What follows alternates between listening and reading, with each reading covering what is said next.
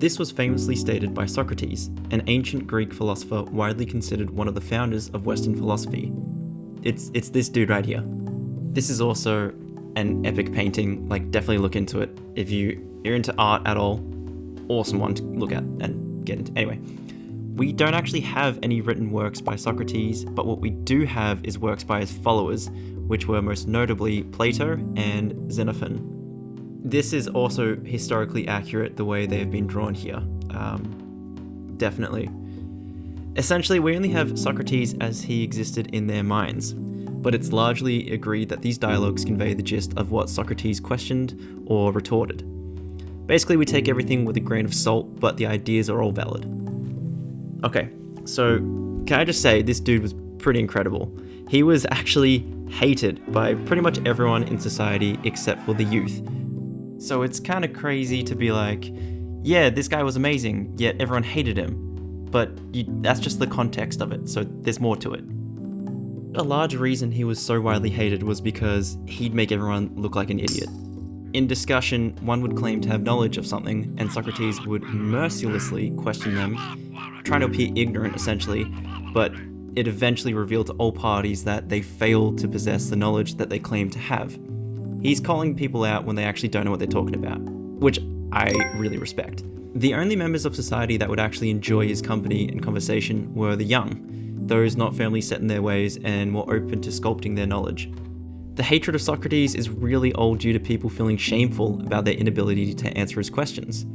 This concealed shame by the public erupted into an argument against Socrates, which contained some truth, although still a stretch, that his impious and contentious ways were a threat to their society and political system. Tragically, Socrates was tried for his so-called crimes, and the jury voted in favor of the death sentence. Now, this trial is so good to look into, mostly because Socrates is he's a cold dude. He just has some great lines in there. Little pro tip, don't take history's greatest debater to court or you'll get roasted. So Meletus, one of the members who took Socrates to court, argued that he was an atheist, that he believed in no gods at all, but he also admitted that Socrates was guided by a divine being. Of course, Socrates rips him apart, and if Meletus admits Socrates is led by a divine being, how can he be atheist? It's quite poetic how the very trial itself is an example of Socrates' civil work. But the best part of this whole trial is Socrates' defense, which is hardly a defense. The two surviving accounts of Socrates' defense, which was a 3-hour speech, both agree on one important point, that he gave, and I love this quote, a defiant, decidedly unapologetic speech. He actually beckoned his condemnation and death. He claimed he would rather be put to death than to give up his philosophic mission. It was finally voting time, and 220 had voted for acquittal, while 280 had voted guilty. This final phase of the trial was where the penalty was decided. Unsurprisingly, the accusers proposed death, and at this point you probably think Socrates would counter with maybe exile, which would satisfy all parties. Nope. Socrates proposes that he be rewarded, not punished. What? So according to Plato, he asked the jury for free meals in the public dining hall. It was demanded that Socrates come up with a proper punishment, so he reluctantly suggests a fine of around 1/5 of his net worth. His followers upped this fine by offering to cover more of it themselves. And with these options, around 360 jurors voted for death, while 140 voted for the fine. Really, this guy did not help his case. Under Athenian law, execution was performed through drinking a cup of poisoned hemlock. Of course, he puts a bit more of a show on, and he claims his conviction was a result of his unwillingness to address the jury as they would have liked him to, which is very fair.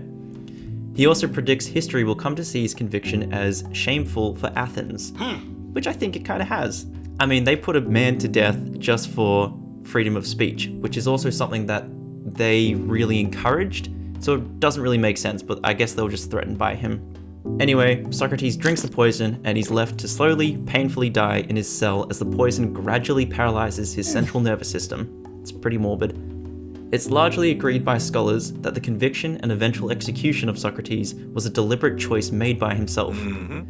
Based on the surviving accounts, Socrates' intention wasn't to persuade the jurors, but rather to lecture them and teach one final lesson in his life. Ultimately, Socrates' trial is so well remembered as it perfectly captures him as an individual and poetically demonstrates his teachings. Based on how close the votes were, at the start it was 220 to 280. If he had wanted to, he could have easily convinced the jury he was merely practicing his right of free speech, which I said before was something Athenians took very seriously. But no, instead he decided one last performance would be greater. He made a show of the jurors, he showed they didn't want to question themselves, and instead they would condemn a man to death. I guess what we take away from this was that Socrates' philosophic mission was a hill he was willing to die on. And he quite literally did. Not that it was on a hill, but he died. And the fact that we're still talking about it now kind of says a lot. If you can say anything about Socrates, it's that he truly practiced what he preached.